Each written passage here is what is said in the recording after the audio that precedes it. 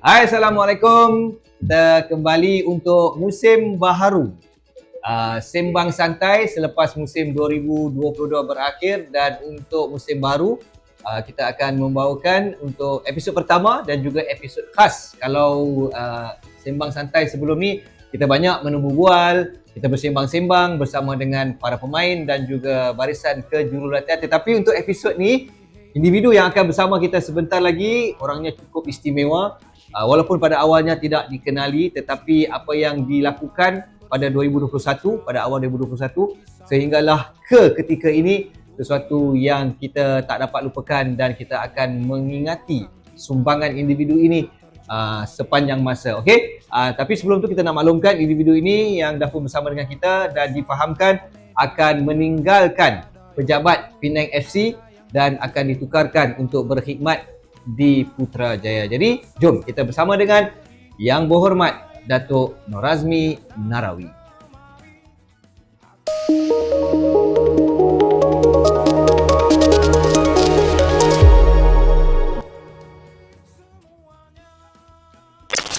Okey, kita tahu Datuk mula melangkah ke Penang FC pada 2021. Dan di situ bermulalah pengambil alihan pentadbiran dan juga bagaimana mentadbir urus tentang keseluruhan keuangan. Jadi macam mana Datuk boleh berkongsi dengan peminat-peminat penglibatan Datuk pada 2021? Okay. Dia kalau ikutkan ibarat mimpi dalam mimpi lah. Sebab dia bermula daripada sebenarnya pada tahun 2020 kita sentiasa dilaporkan tentang masalah pengurusan bola sepak di Pulau Pinang. Dan kemudian apabila langkah-langkah persuasaan dibuat daripada Penang FA berubah pada Penang FC, dan daripada Penang FC semasa satu cadangan dibuat untuk satu syarikat diambil alih, tiba-tiba tak jadi kerana selepas kita diminta sebenarnya untuk buat due diligence dengan pihak HPRN, dengan pihak polis terutamanya cawangan khas, tiba-tiba kita dapati agak bersiko kepada kerajaan negeri sebagai main funder untuk Penang FC. Jadi masa perbincangan tu, kalau ikutkan kami berempat, saya, YB Jadib, YB Zaril dengan YB Sun, kami berempat diminta untuk memperhatikan perkara ni.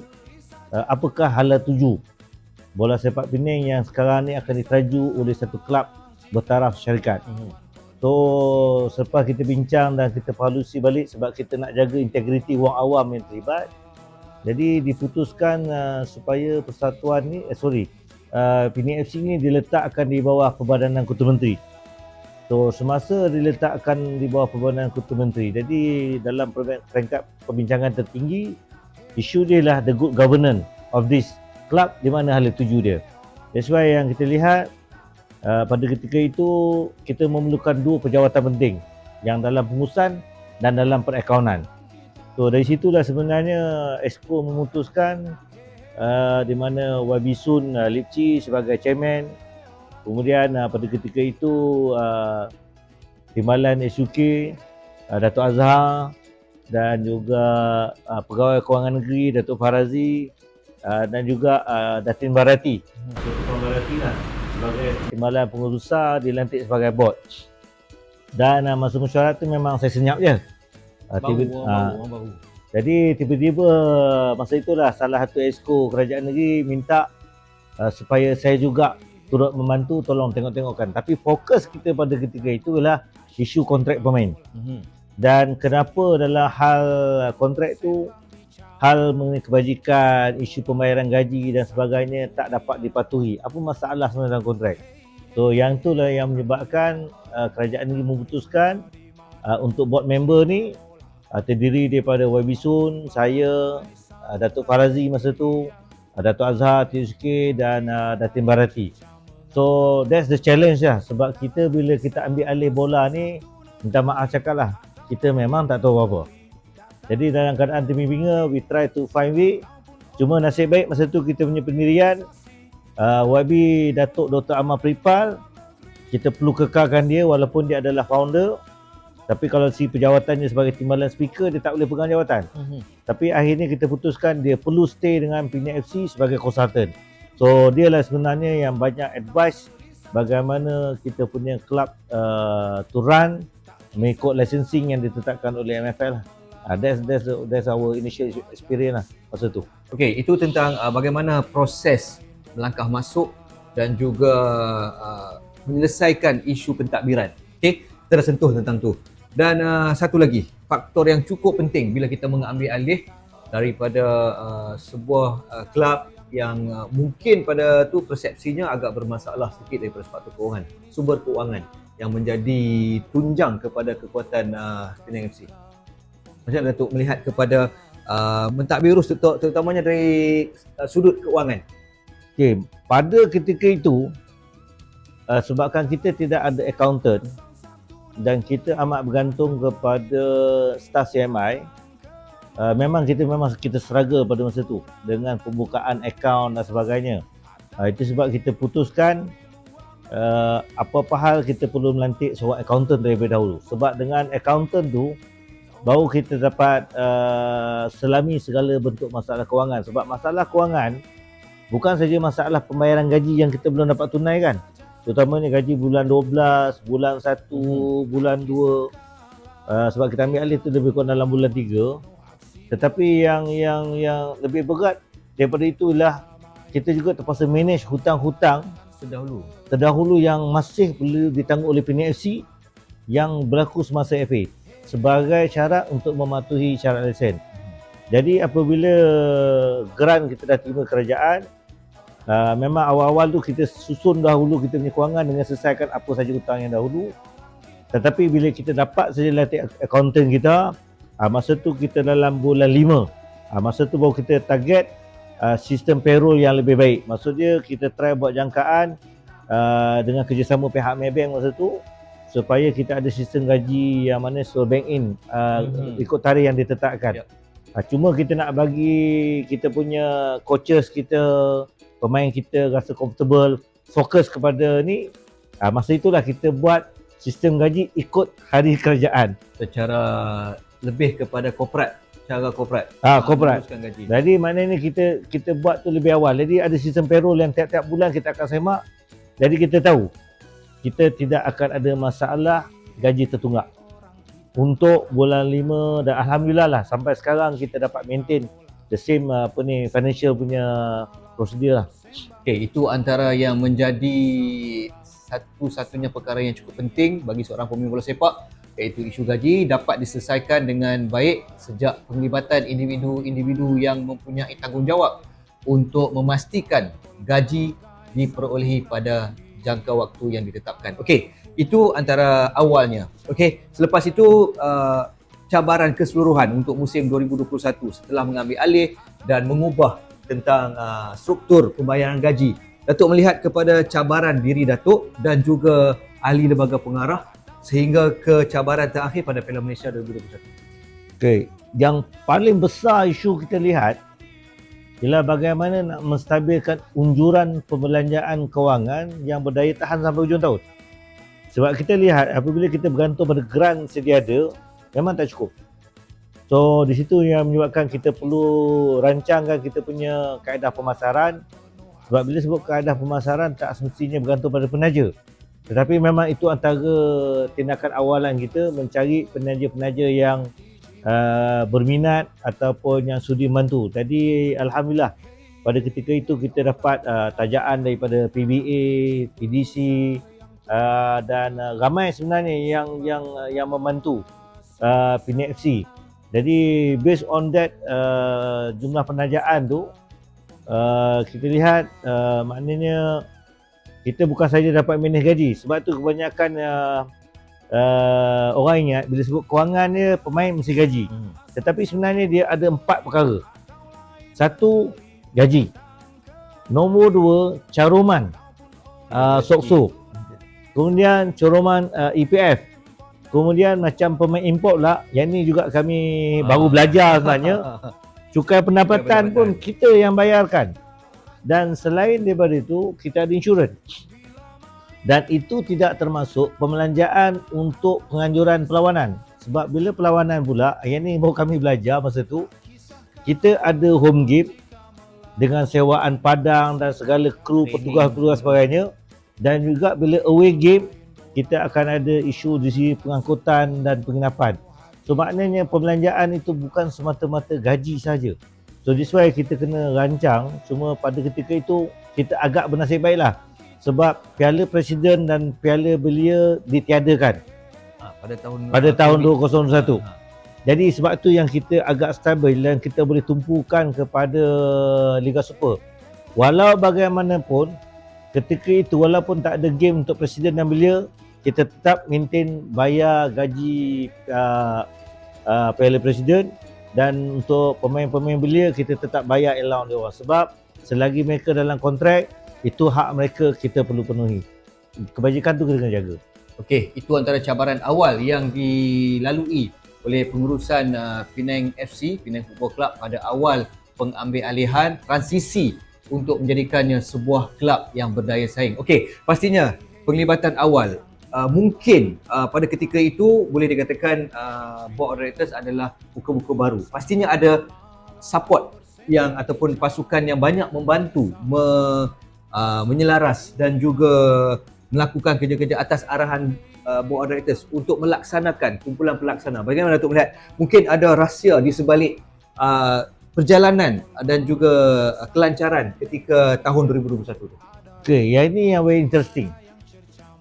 Saya tak tahu bagaimana orang lain berfikir, tapi kita selalu pegang begini, sekiranya orang dahulu pernah berjaya menjayakan semua perkara ini, bermakna ada orang-orang dahulu yang ada pengalaman dan pengetahuan. Yang paling penting kita kena cari orang tu. Siapa orang tu? Contohnya orang yang menguruskan keluar masuk stadium, orang yang menguruskan perlawanan, macam kita ada Encik Syam. Cik Syam sebagai orang yang pegawai penyelaras perlawanan, dan bukan orang lain, termasuk Cik Zaki juga sebagai orang berpengalaman. Ini adalah orang yang ada ilmu. That's why saya beritahu BOD, kita sebenarnya bernasib baik sebab kita juga ada orang FAP dan kita juga ada ramai orang yang pernah terlibat dalam isu-isu security dan sebagainya yang tidak ada masalah untuk kita minta ilmu pada mereka. Dan melalui engagement macam ni, jadi kita sebenarnya banyak menerima tunjuk ajar. Dan satu lagi yang saya suka, ramai yang volunteer untuk datang offer memberi khidmat nasihat. Dan kita amat menghargai perkara ni. That's why boleh katakan kita dapat overcome. Dan macam 2021 tu, antara perkara yang agak mencabar ialah pengurusan pemain-pemain kita semasa COVID. Yang ini memang kita amat bergantung pada advice yang diberikan oleh Jabatan Kesihatan, advice yang diberikan oleh Majlis Keselamatan Negara dan juga pihak polis. So bila kita ada usaha-usaha yang secara integrated ni dengan pihak-pihak yang berpengetahuan, jadi alhamdulillah kita dapat banyak memahami masalah-masalah yang berlaku. Tetapi yang lebih penting ialah pertandingan ini dia ada tuan dia, iaitu MFL. So MFL lah sebagai kita punya sumber ilmu. Jadi situ kita macam saya dengan Encik Jeffrey, macam Jeffrey paling banyak lah. Macam kita masa tu ada marketing officer, kita akan sentiasa konsult macam bahagian pelayanan yang Encik Tamil uruskan ataupun media yang Encik Atta uruskan. Jadi kita akan sentiasa merujuk pada MFL. So these people dalam MFL yang sebenarnya guide kita how to run a club. Yang ni cara kita slowly lah kita manage kita punya masalah tu. Okey, pastinya ada individu-individu di belakang tabir terutamanya yang banyak membantu kelancaran pengambilalihan daripada pada tahun 2021 untuk memberikan satu tahun yang cukup mencabar bagi Penang FC pada awalnya. Baik, kita akan berehat seketika, jangan ke mana-mana. Kita akan bersama lagi dengan Datuk Nur Azmi.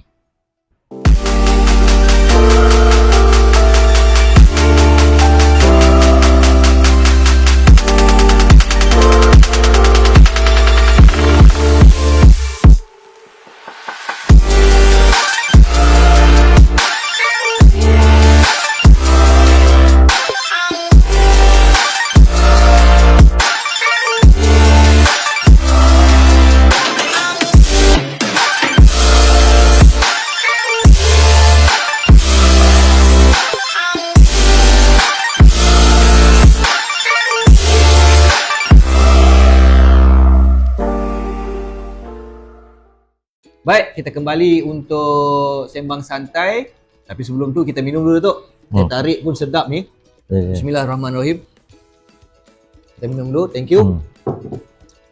Okey, 2021 cabaran yang dilalui oleh Penang FC, tetapi kejutan juga pada penghujungnya kerana sebuah pasukan yang tidak diberi harapan sebenarnya, tetapi atas semangat yang ditunjukkan, bagaimana perancangan awal yang ditunjukkan oleh pihak pengurusan Penang FC membawa Penang ke tempat yang ketiga, sesuatu yang mengejutkan semua pihak sehingga disebut-sebut oleh rata-rata pasukan-pasukan yang bertanding di saingan Liga pada ketika itu. Baik, beralih kita selepas mengharungi saingan 2021 untuk tahun berikutnya, di mana kita perlu membuat sebuah pasukan yang lebih mencabar kerana hasil daripada 2021 rata-rata pasukan dah nampak okey, Penang nampak macam boleh mencabar, tetapi orang tak tahu sebenarnya cukup mencabar untuk mengekalkan bagaimana kehebatan 2021. Okey, Datuk mungkin boleh lihat kepada beberapa isu lah ketika Datuk dan juga pasukan pengurusan Penang FC untuk menyediakan pasukan 2022. Okey, yang ini sebenarnya bila kita memang tak boleh lupakan perlawanan terakhir kita dengan Terengganu masa tu. So masa kita lawan Terengganu, kita berakhir dengan seri yang confirmkan kita nombor 3. Masa tu semuanya dalam keadaan tak percaya kita boleh capai setinggi itu. Betul.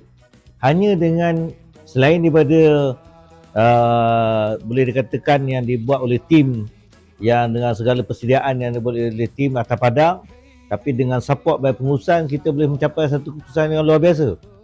Dan memang saya sendiri pun sampai termenangis bila TMJ sendiri kata Penang FC membuktikan pengurusan yang terbaik.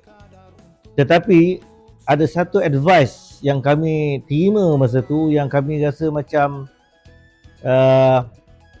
agak terpanggil untuk melihat balik apabila dikatakan Penang FC kembali ke Liga Super sebagai underdog, tetapi berakhir sebagai salah satu pasukan gergasi. Dan ini yang sebenarnya bila dikatakan pasukan gergasi yang bagaimana kita nak bentuk untuk musim 2022. Dalam keadaan apabila kita punya pencapaian pemain-pemain kita cukup bagus, macam biasa, ramai di kalangan mereka yang akhirnya mendapat tawaran yang lebih baik. Kalau dari segi kemajuan kerjaya, memang kita pun rasa bersyukur sebab kita tahu Penang telah melahirkan pemain-pemain yang cukup baik dan mereka dapat tawaran gaji lebih baik. That's very good. But dengan pemain yang tinggal dan pemain yang baru, macam mana agaknya pasukan akan membentuk satu keserasian dalam tempoh masa yang sekejap dalam keadaan kita dah ada status gergasi. Jadi bila kita lihat sebenarnya kita telah hampir-hampir membuktikan kita masih lagi gergasi. Kalau masih ingat kita kalah 1-0 saja dengan JDT di away game. Dia berjaya membentuk satu imej yang menggerunkan, tetapi masalah mula berlaku satu demi satu yang mana masa tu kita berbincang Casagrande dan juga Enric pada awal musim. Yes, yang tu antara efek dia. Casagrande dengan saya ingat dalam game yang ketiga rasanya baru kita boleh main. Tetapi dalam hal kita ada pemain import macam Hilal, Rontini, jadi kita dapati saya ingat masa tu memang pasukan memang dia share dengan kita seberapa cepat kita boleh serasi sebab semua pasukan lain juga bersedia. So ini dia punya cabaran. Apatah lagi kita jangan lupa masa tu kita juga didatangi oleh pasukan Sarawak dan juga Negeri Sembilan yang sudah tentunya datang as an underdog, tapi mereka fully prepared untuk menghadapi Liga Super 2022. Jadi the whole year tu memang kita treat sebagai tahun duka cita lah. Kalau bahasa mudah saya sesama pemain, sesama coaches, kita kata macam inilah, tahun ni kita tak jadi. Tahun yang tak menjadi. Tahun yang tak menjadi. Bukan mereka tak bagus. Betul. Secara individu, they are very good player. They are very good. Coaches kita committed, player kita committed. Tapi secara pasukan, dia tak menjadi. Dan ini memang kadang-kadang bukan berlaku pada pasukan Penang. Sebenarnya banyak je kelak. Real Madrid pun pernah walaupun dibanjiri oleh star, tak menjadi. So ini kadang-kadang chemistry macam ni yang salah satu cabaran yang kita terpaksa tanggung. Cuma yang inilah kata walaupun begitu keadaannya, kita masih lagi dapat sponsor. Masa tu kalau Cik Zaki ingat, Cik Zaki bersama kita buat Piala TYT, masih berdapat sambutan yang mana ini semua memberi pendanaan yang baik pada kelab. Dan even masa tu kita buat penjualan kurma pun masih ada sambutan yang baik. Maknanya di sisi pendanaan kita tak ada isu. Dan begitu juga dengan kita punya baju orang kita, merchandise, masih ada support. Cuma yang kita belajar lah, ini saya satu benda yang saya belajar daripada Sport Active. Memang Sport Active kata kita buat merchandise, dia sebenarnya akan ikut dengan keputusan. Kalau keputusan kita cemerlang, merchandise memang laku. Tetapi bila kita punya keputusan itu teruk, memang merchandise kita memang terkesan. Even Sport Active pun dia merasai bagaimana terkesannya. Cuma nasib kita baik untuk Piala FA. Itu pasal banyak orang lupa juga. Tapi untuk Piala FA setidak-tidaknya kita masih best 4. Walaupun kita tahulah semua orang sedih sebenarnya kita kalah besar dengan JDT. Tetapi at least kita dapat melangkah selepas kalahkan Pahang to be best 4. And then harus diingat, orang selalu lihat pengurusan ni dengan Liga Super je.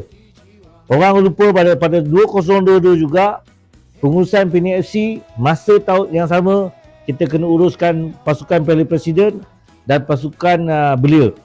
Yang mana ini juga melibatkan perbelanjaan yang besar. Cuma mujurlah lepas kita memahami situasi dan tekanan sebenar perbelanjaan ni, kita dapat bantuan tambahan daripada kerajaan just untuk akomodir keperluan pasukan belia dan presiden, dan kita bayar balik pada kerajaan. How we pay back? Yang ni penting.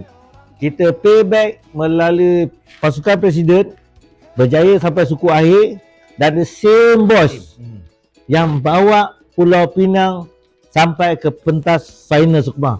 Okey, tentang Sukma tu saya nak simpan dulu soalan tu. Kita nak sembang juga tentang pencapaian Sukma. Okey, Datuk dan juga pengurusan selepas melihat kepada perancangan pemain-pemain keluar masuk, dibawa masuknya Faiz Subri untuk dalam skuad 2022. Okey, Datuk mungkin ada cerita di sebalik membawa masuk Faiz setelah beliau keluar daripada pasukan Penang. Okey, ini lebih pada mungkin saya punya perspektif. Sebab saya lihat di luar negara, kita panggil great comeback. A great comeback maksud dia kita selalu tengok di barat, salah satu daripada nilai-nilai profesionalisme ialah bagaimana sesuatu keadaan itu mencetus satu inspirasi. Bagi orang yang start, dia akan terus naik ke muncak, tetapi bagi orang yang jatuh, bagaimana untuk bangkit balik. Dan macam Faiz Subri kita lihat, beliau telah terkeluar daripada kancah even Liga Super, even Liga Premier, dan saya ingat masa tu dia main untuk Kuala Kangsar FC kalau tak salah saya. Jadi bila kita lihat balik, saya punya pandangan begini, Faiz Subri dan Puskas is not about anugerah Puskas. Faiz Subri sebenarnya perlu dilihat sebagai ini adalah khazanah negara. Sebab apa kata khazanah negara? Apabila dia berjaya membuat jaringan tersebut yang membuka mata kepada seluruh dunia, menaikkan nama Malaysia, menaikkan nama bola sepak Malaysia, dan menaikkan imej kita punya fasiliti kesukan. Jadi orang akan buka mata, akan tengok, oh Malaysia begini juga dia punya fasiliti. Malaysia juga boleh melahirkan bintang. That's why dia bukan tuah. Kalau kita lihat balik Faiz Subri dengan skill itu bukan tuah. Memang betul tuah. Tapi itu adalah satu skill yang kita lihat yang boleh dibentuk. Macam David Beckham. Bagaimana dia boleh banana kick. Itu bukan semata-mata gifted. Dia juga adalah satu yang dibentuk dengan latihan yang berbagai-bagai. Jadi kita lihat Faiz Subri dibawa balik ke Penang FC walaupun 3 tahun. Dia dah tak terlibat. Tapi lebih kepada nak menarik ramai sebenarnya anak-anak muda ataupun mungkin player-player yang pernah terjatuh, tersingkir dan sebagainya. Lihat, orang macam mana terbuang pun kalau ada diberi peluang, insya-Allah dia boleh naik balik. So bagaimana dia perlu catch up. Jadi ini yang kita nak jadi satu inspirasi kepada semua pemain-pemain, sebab kita pun tahu tidak semua pemain berjaya konsisten kekal dalam pasukan. Ada yang pergi ke M3, malah ada yang mungkin tak dapat tawaran langsung. Malah menyedihkan, ada juga kalau anda kata ada kecederaan, silap-silap terus terbuang. So ini sebenarnya kita nak tarik balik supaya nampak mungkin hari ni tak ada peluang, tapi kalau dia bangkit balik, mungkin dia boleh naik balik. Itu antara reason lah kenapa kita bawa Faiz Supri. Okey, penglibatan Faiz Supri dalam saingan Liga ataupun Liga Malaysia tahun 2022 adalah itu antara yang dibawa, yang dicuba oleh Penang FC untuk mengembalikan nama Faiz Supri dalam kancah bola sepak Malaysia pada tahun 2022. Okey, kita berbalik kepada, walaupun Datuk mengatakan 2022 tahun duka cita, tetapi ada manisnya Sukma apabila pasukan Piala Presiden dicampur dengan beberapa pemain Piala Belia membawa cabaran di saingan Sukma MSN 2022 dan melangkah ke perlawanan akhir. Dan di situ kita melihat ubi-ubi muda, bakat-bakat muda yang dibawa, yang diambil daripada akademi, yang budak-budak ataupun pemain tempatan, dan juga mungkin ada beberapa pemain yang diambil dari luar untuk membuat satu pasukan yang boleh mencabar dan akhirnya walaupun tewas di pentas final Sukma 2022 tu. Dia tim Sukma ni, kalau kita lihat, sebab dia adalah pemain-pemain yang sebenarnya kita gabung Piala Presiden dan juga Piala Belia. Cuma yang ni bagi saya pujian harus diberikan kepada Coach Akmal Rizal dan juga barisan coach daripada tim Presiden. Bagaimana, sebab saya lihat daripada awal budak-budak belia kita, budak-budak Presiden kita, kalau ikutkan dalam persaingan yang biasa, even masa saya lihat mereka lawan pasukan AMG contohnya, nampak kita masih terlalu jauh. Tetapi apabila kita masuk dalam saingan Sukma, bila kita lihat game tu bagaimana coach dapat membentuk pemain ni boleh naik pertingkatkan. Dan yang paling penting ialah mereka tidak putus berjuang.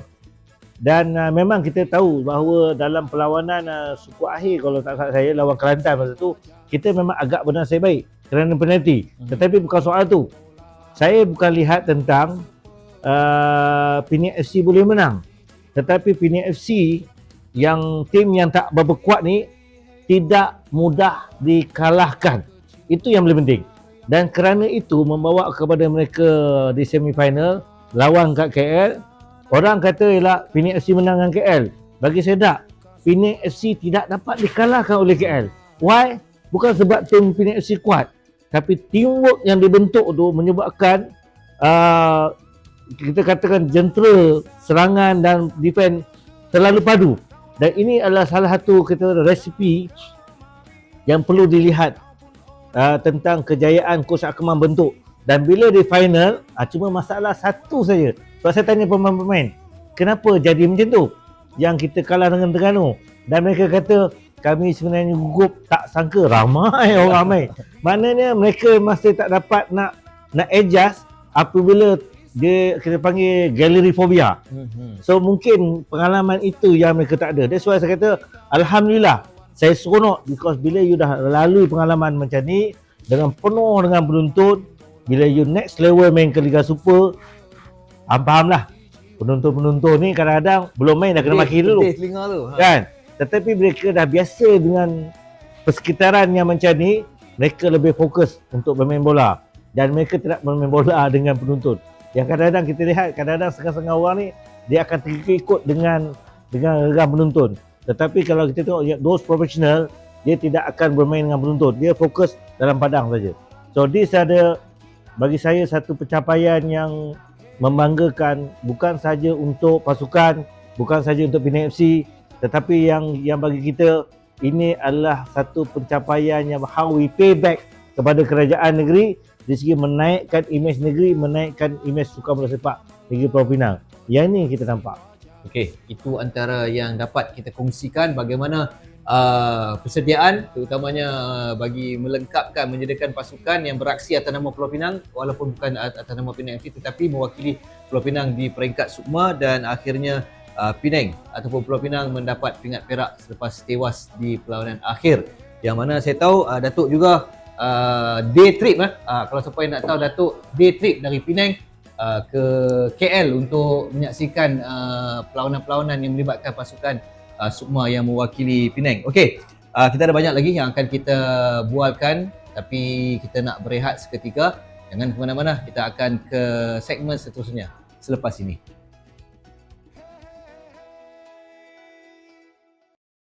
I kinda like